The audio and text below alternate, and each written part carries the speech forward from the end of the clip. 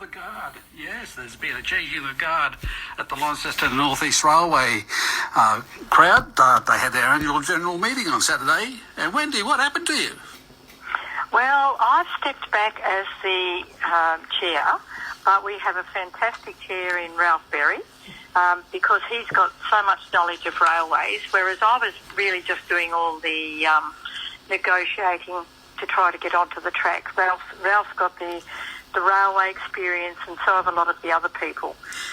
And it's just going to be a really great board going forward. But I'm still there as a business advisor, so they haven't been able to get rid of you yet. Yeah.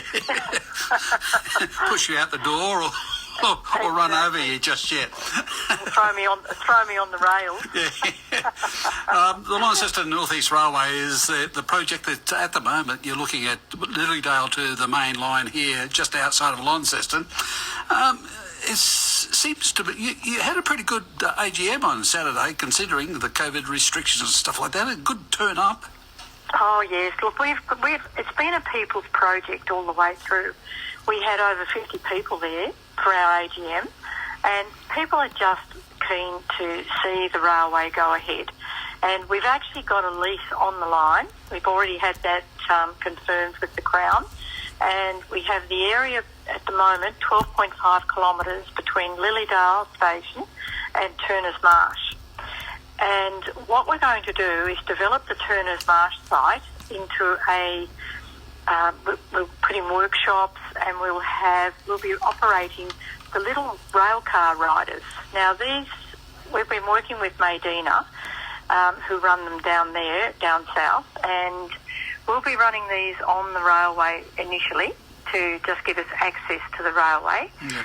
Then when we get our DP rail car done up, which is happening at Corolla, and this shows you the enthusiasm of our group, is that they've been working at Corolla for the last 3 years, even though we didn't have a railway. Mm. So we've been there as we've been negotiating to get the railway, and everybody just turns up every Saturday and gives their time and works on the rail car, and it's just fantastic. It seems to me that it's not just the rail car you're working on. You're working on the track. You're working on the siding there. You're also working on the Lilydale railway station and the Corolla railway station as well. Yes, we are. We're sort of trying to cover as many bases as we can. Our lease at the moment only gives us access around the railway, which means that we can clear the vegetation, we can assess what needs to be done as far as the replacement of sleepers and infrastructure. But what we want to do at Turners Marsh is set up a railway hub, a tourist experience based around a railway hub. So we'll be setting up workshops. Well, that makes it closer to Launceston, doesn't it? That makes it absolutely. More and then once we've got that established, we can then negotiate to get the line between Turners Marsh and Coldwater Creek. And then once we've done that up, we can then have access into Launceston. And that will be our main source of passengers and that sort of thing. We'll be running trips out of Launceston onto the North East line. Yep. So we've got a lot of work ahead of us, but we've got a lot of very enthusiastic volunteers. So correct me if I'm wrong, there's two aspects to this. This is actually restoring what you've got on lease already, but you're also having to have another, I suppose, a working party, is it, to try and get access to the main line as well? Oh, well, look, the access to the main line, what is actually happening at the moment is that there's a steering committee being set up to look at how that can go ahead. And that steering committee will incorporate all the railway organisations around Tasmania, and it's sort of they'll all be part of this steering committee. And what we're trying to do is, to cover all bases as far as training people, getting qualified people and accreditation and all those aspects covered to be able to get mainline running. So that'll be a really good thing. And we've got a lot of support from other councils as well, who are very keen to run trains down from, say, Launceston through to the Meander Valley, down to AgFest functions or to Deloraine, and and I know Don River are very keen to get onto the main line to go into Devonport and all that sort of thing. So there's a lot of very supportive councils behind the main line running option. And, so let's hope we'll just all keep working towards these ideals and, aims. So, that's the beauty of it, isn't it? Because you've got the support of the council, and it's not just you working to get main line access, but it's all the preservation societies around the state as well trying to get access to the main line, and hopefully the government will come on board with that. Tell me, at the moment, you're trying to get up some rail car. Is it rail cars you call it? They're called rail track riders.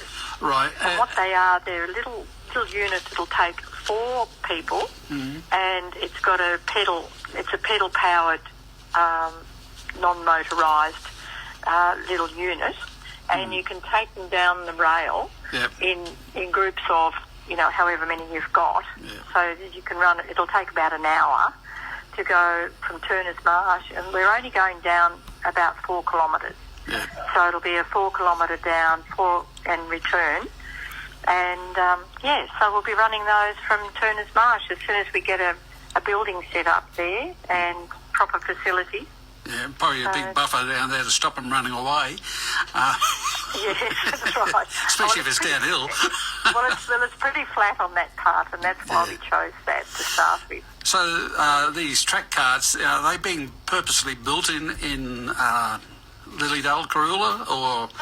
Well, they've already got them down at Medina, and they have already loaned us one, and as a prototype, and we can either hire them from them or we'll build our own. But the intention is that we will put in a workshop and fit it out so that people can come and get their skill certificates, because we have so many skilled volunteers. We've got people on our board who are working with Tasrail, and we've got one gentleman who's actually had his own business in Launceston, and he's fixed bridges. He's done the most incredible work in his lifetime, and we've got all these skills, that need to be passed on, and we're advocating to have younger generation there, because these are the people that are going to make and keep it going for us. So.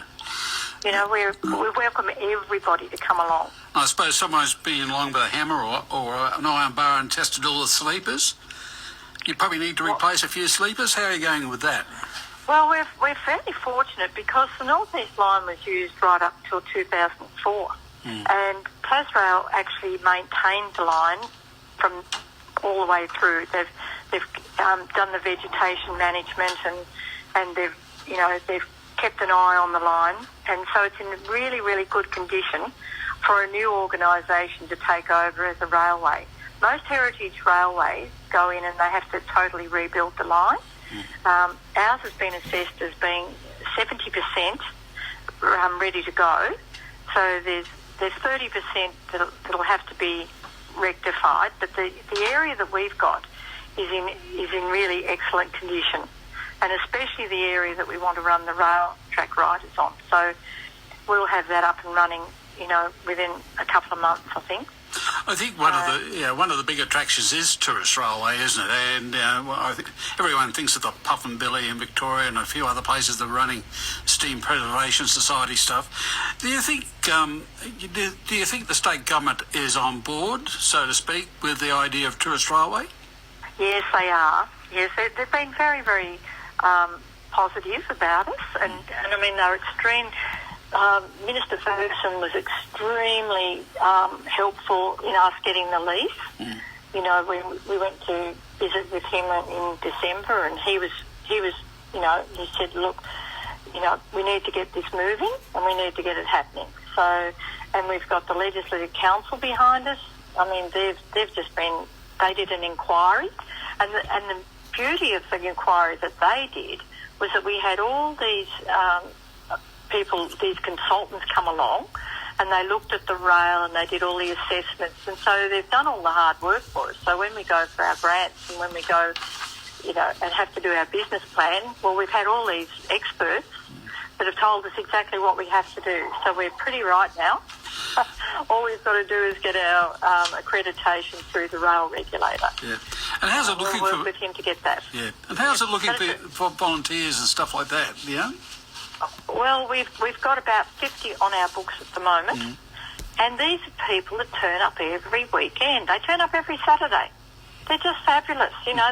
They even bring their own mowers and brush cutters and everything else. And we run training courses so that they can get their accreditation certificates, so that they've got the authority to be able to work around there. And we've got all the safety regulations in place so that people are covered.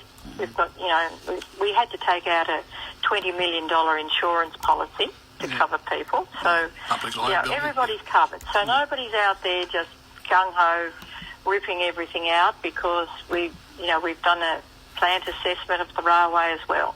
Fantastic.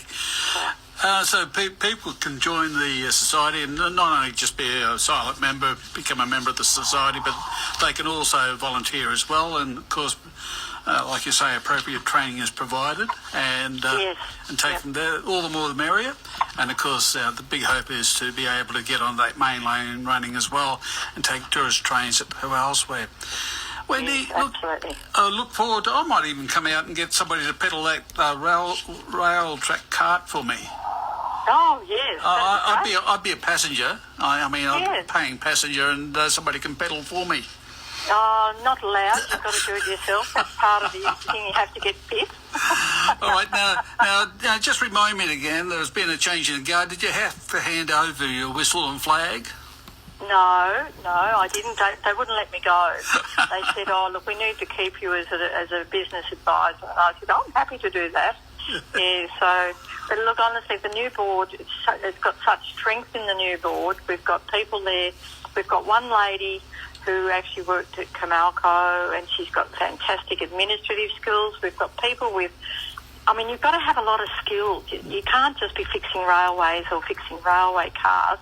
But we've got people that can do PR, marketing, and, all those skills. So it's just...